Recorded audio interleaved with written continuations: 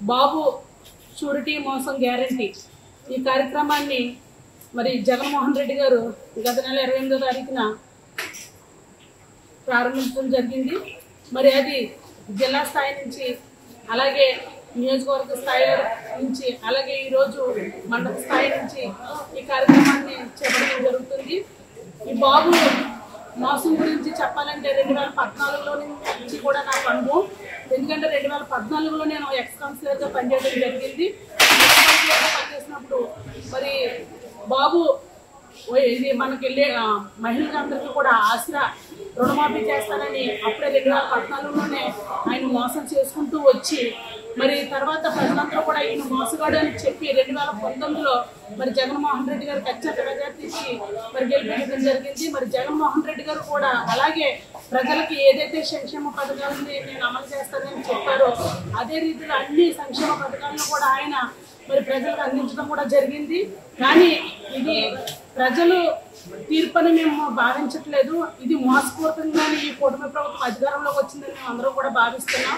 ఎందుకంటే ప్రజలు మంచి చేసిన వారికి ఎప్పుడు మంచి చేస్తారు.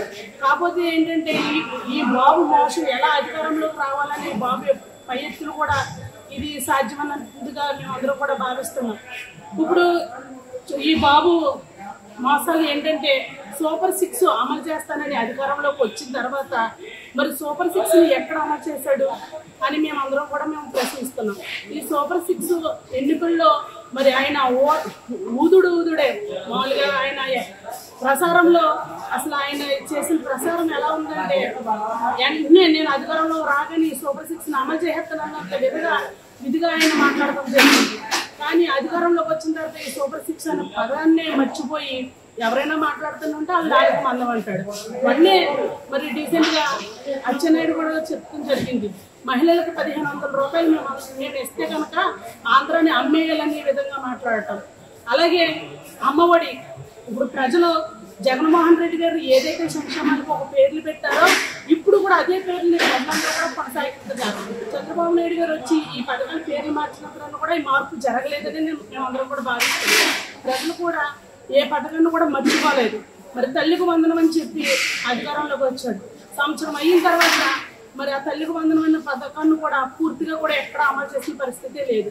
ప్రచారంలో ఏమని ప్రచారం చేశాడు, ఎలక్షన్ ముందు ఎక్కడ కూడా షరతులు లేకుండా నేరుగా తల్లికి 15,000 రూపాయలు నేను అకౌంట్లో వేస్తానని చెప్పడం జరిగింది.